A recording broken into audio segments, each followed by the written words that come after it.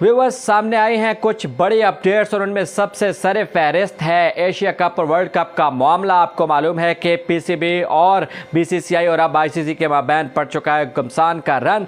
लेकिन आज देखना ये है कि जो अहम इजलास और बैठक बुलाई गई है एसीसी की और आईसीसी की, इसमें पाकिस्तान को क्या क्या नुकसान हो सकता है और आईसीसी ने कितना और क्या जुर्माना करने का फैसला कर लिया है पाकिस्तान के ख़िलाफ़, ये आपको आज तफसील में बताएंगे। और फिर इसके बाद जो अहम और बड़ी अपडेट ये है कि ऑस्ट्रेलिया खौफज़दा है भारत के फास्ट गेंदबाजों से। वो कौन कौन गेंदबाज हैं और किसने भारत के एक अहम इदारे को दिया है इंटरव्यू और इस बात का एतराफ़ किया है। और तीसरी अहम और बड़ी अपडेट ये है कि पीसीबी को है अब बाबर आजम का इंतज़ार, लेकिन बाबर आजम चले गए हैं अमेरिका और वहाँ से भी वो वापस नहीं आ रहे।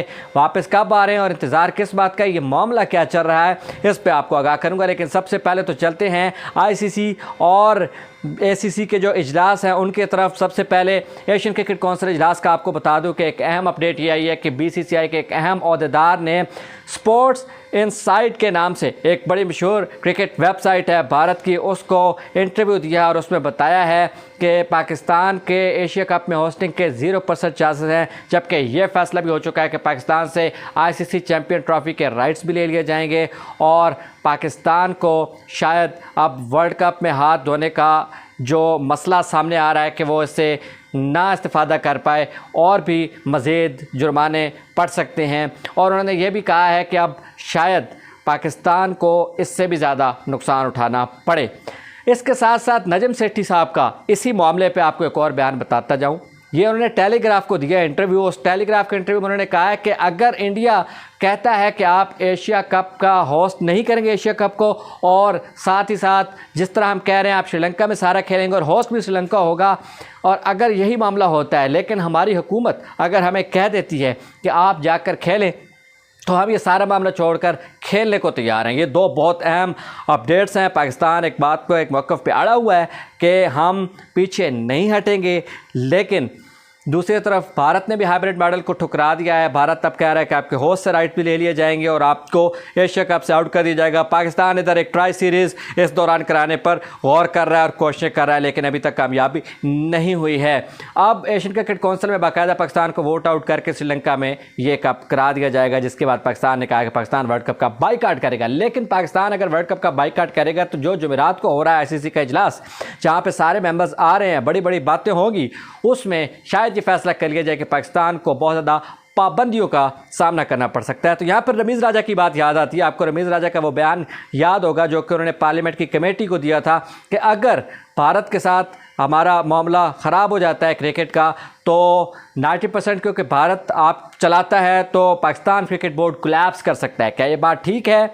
जो फ़िलहाल तो जो सूरत हाल नज़र आ रही है, जितनी डोमिनेंस है भारत की, इस बात को हकीकत समझते हुए मेरे ख्याल में पीसीबी को थोड़ी सी अपनी जो सूरत हाल है उसको देखना चाहिए और बड़ी सेन और रैशनल अप्रोच अपनानी चाहिए। ये जो सख्त रवैया है शायद पाकिस्तान को आईसीसी के भारी जुर्माने की सूरत में वापस मिले और शायद पाकिस्तान श्रीलंका का ओडीआई सीरीज़ जो है वो तो छोड़ चुका है, पाकिस्तान एशिया कप से भी जाएगा, पाकिस्तान चैम्पियन ट्रॉफी से भी जाएगा, पाकिस्तान वर्ल्ड कप से भी जाएगा, तो क्रिकेट तकरीबन नापैद हो जाएगी। इस पर खैर आपकी क्या राय है उस पर देख लेंगे।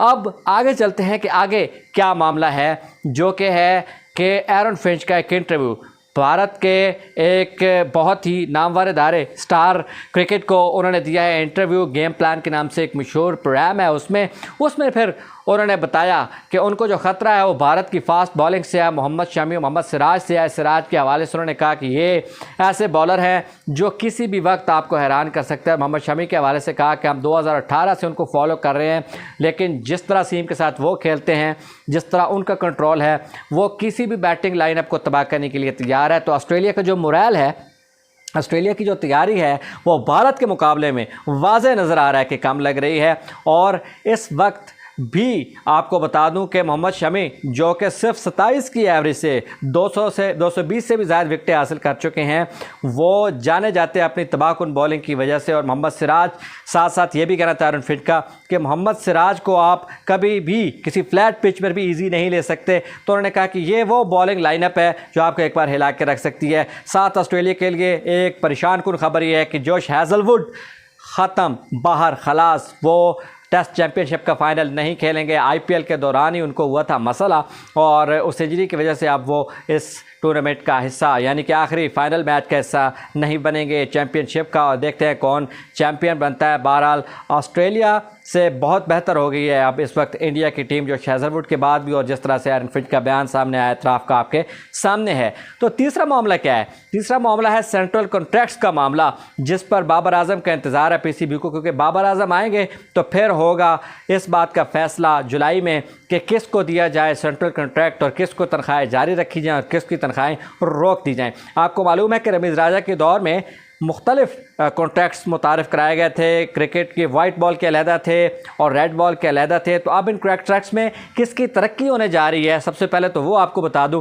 हारिस रऊफ़ और नसीम शाह तरक्की पाने वाले हैं। एहसान उल्लाह इमर्जिंग कैटेगरी में तरक्की पाने वाले हैं। साइम अयूब इमर्जिंग कैटेगरी में हैं, तरक्की पाने वाले हैं। और सेंट्रल कॉन्ट्रैक्ट में वापस आ रहे हैं, आपको मैं बता दूँ, फ़हीम अशरफ उनकी जगह बिल्कुल बन जाएगी। और जो बाहर जा रहे हैं उनमें फ़वाद आलम है, और जो बाहर जा रहे हैं उनमें यासिर शाह हैं, और जो बाहर जा रहे हैं अज़हर अली तो खैर चले ही गए हैं क्योंकि आपको पता है कि वो रिटायर हो चुके हैं। साथ साथ बहुत से ऐसे खिलाड़ी हैं जिन पे अभी देखना पड़ेगा कि उनकी क्या सूरत हाल बनती है और उनको दिया भी जाता है सेंट्रल कॉन्ट्रैक्ट या नहीं, या कोई कॉन्ट्रैक्ट दिया जाता है। सरफराज है तो उनको टेस्ट का जो कॉन्ट्रैक्ट होगा वो ज़रूर दिया जाएगा। लेकिन अब बहुत से ऐसे खिलाड़ी हैं जिस तरह आसिफ अली के, आपको पता है कि हमारे जो कोच हैं और आने वाले आपको पता है कि मेंटर करेंगे, उन्होंने बहुत पसंद किए हुआ उन्हें, तो आसिफ अली को भी कॉन्ट्रैक्ट मिलने का बिल्कुल चांस है। तो यहाँ हैदर अली को जगह नहीं बन पाएगी उनकी, हैदर अली वापस जाएंगे, खुशदिल शाह भी वापस जाएंगे, उनकी भी कोई जगह नहीं है और मुश्किल हो गया कि शायद वो अपनी जगह बना पाएँ।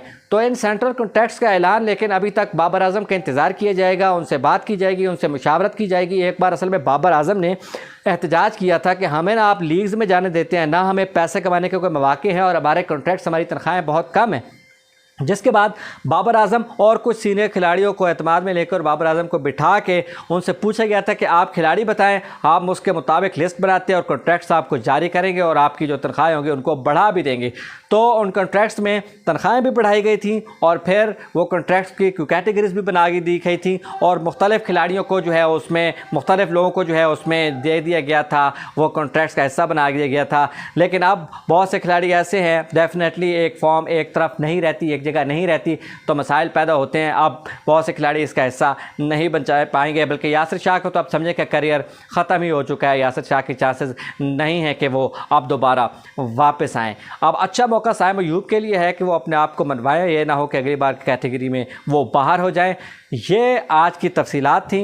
आप इन तीनों पॉइंट्स पे, सेंट्रल कॉन्ट्रैक्ट के मामले पे आपकी क्या राय है हमें आगाह करें, आपकी आईसीसी के मामले पे पाकिस्तान के स्टैंस पे क्या राय है ये आगाह करें कि क्या आप इस बात से मुतमिन है, पाकिस्तान के जो फर्म स्टैंड है उससे, या भारत का जो स्टैंस है उससे आप मुतमिन हैं, आप क्या कहते हैं। और फिर जो फाइनल होने वाला है टेस्ट चैंपियनशिप का, वो आपके ख्याल में कौन जीतेगा, ज़रूर बताइए।